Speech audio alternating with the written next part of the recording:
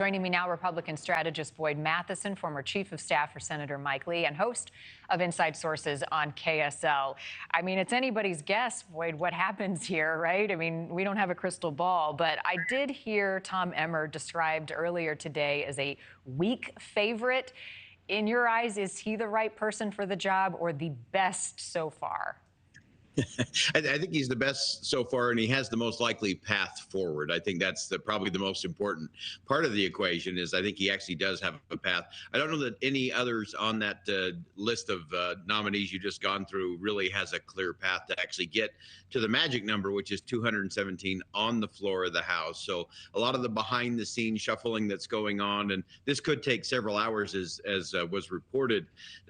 But as it moves to the next phase, that's what really matters: is can you actually replicate that and do it on the floor House and actually get to that 217 number.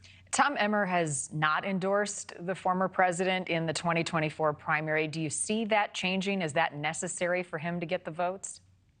No, I don't think so. In fact, it's really interesting to look at the dynamic of all of that. Of course, the former president actually endorsed Mr. Jordan in the first and second round before Steve Scalise won, so it didn't have an impact there. The former president endorsed Jim Jordan to go the second round. He couldn't get it done on the floor. So I don't know that those endorsements are really going to be the needle mover in this particular case. I think the real question that people have to be asking, especially about the Republican conference as a whole, is they got really good at this idea of fighting. It actually goes all the way back to Newt Gingrich.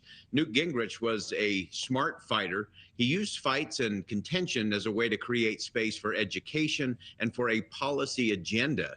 And sadly, over the last decade, Republicans have forgotten about the agenda portion, and they're just becoming fighters. I often say there are way too many in the House that will be ready to fight at the drop of a hat. And they bring their own hat just in case there's not a real fight. And I think a lot of what we've been seeing over the last 3 weeks are fake fights and false choices.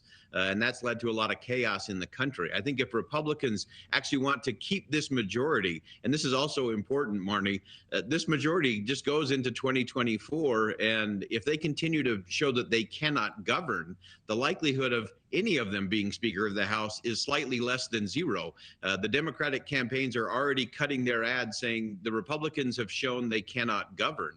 And so that's the real test: is not only can they get someone to be the Speaker, but then can they actually govern and get an agenda driving and moving forward? Because that will be the test in 2024. Do you have an agenda that the American people say, okay, they're fighting for us and they're fighting in a smart way about policy and principles rather than just fighting amongst each other for power and positioning? Right. Can they get functional again? I stole that from Mitch McConnell speaking about the Senate, saying, I don't know anything about the House and what they're doing. We need them to get functional. All right, Boyd, good to see you as always. Thank you.